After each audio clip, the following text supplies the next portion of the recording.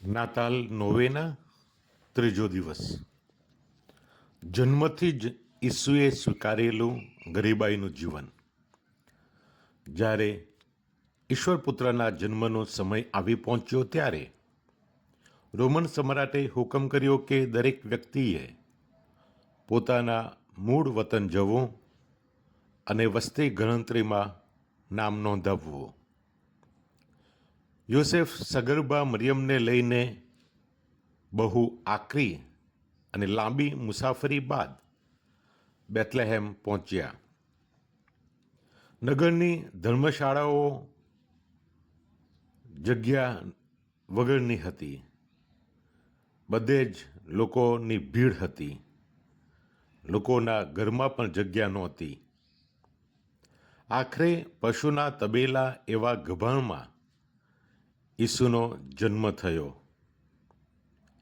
જો ઈસુનો જન્મ નાઝરેતમાં થયો હોત તો ત્યાં ગરીબાઈમાં જન્મ થયો હોત, એ સાચું, પણ ઓછામાં ઓછું ત્યાં પોતાનું ઘર હતું, થોડી ઘણી વ્યવસ્થા હતી, થોડી ઘણી સગવડ હતી.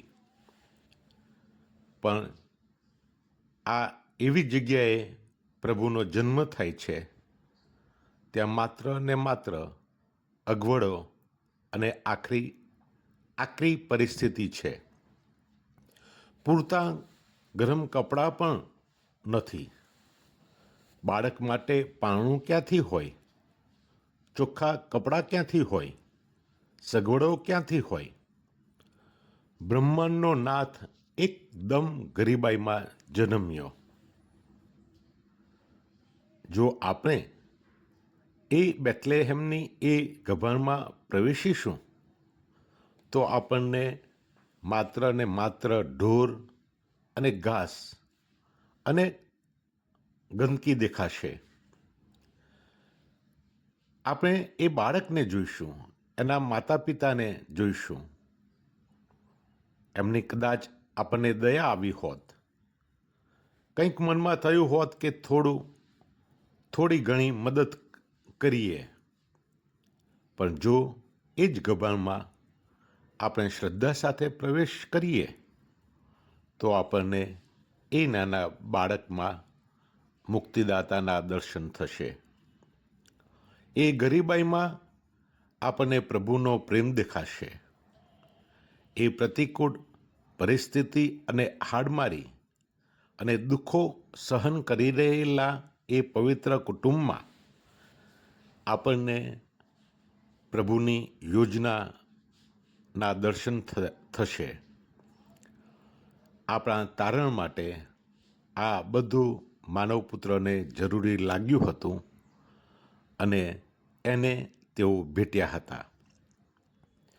ગભાણ આપણી જૂની માન્યતાઓ, આપણા દુઃખ અને રોદરા, આપણી ફરિયાદોને એક નવો અર્થ આપે છે, મુક્તિનો સંદેશ આપે છે. પ્રભુ આવી પરિસ્થિતિમાં આપણી સાથે છે અને આ પરિસ્થિતિ એ આપણા મુક્તિનું કારણ બની શકે છે. પ્રાર્થના કરીએ.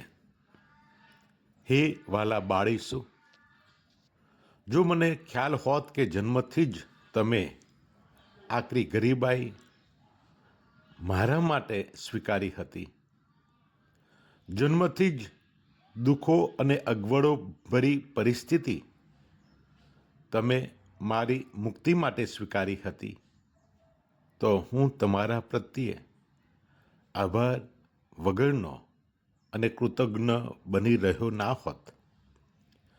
તમારી ગરીબાઈ એ મારા માટેની તમારી કરુણા છે. તમારી ગરીબાઈ અને દુઃખો મને ક્ષમાનું જીવન જીવવાની આશા દેખાડે છે. હે મારા પ્રભુ અને મારા પરમેશ્વર, તમે જ મારું ધન છો, તમે જ મારો ખજાનો છો. તમે મારી મુક્તિ અને મુક્તિનો માર્ગ છો. સંત ઇગ્નાસના શબ્દોમાં કહું છું, હે પ્રભુ, આપ તું તારા પ્રેમ અને કૃપા, બીજા કશાનું મારે ન કામ. આમીન.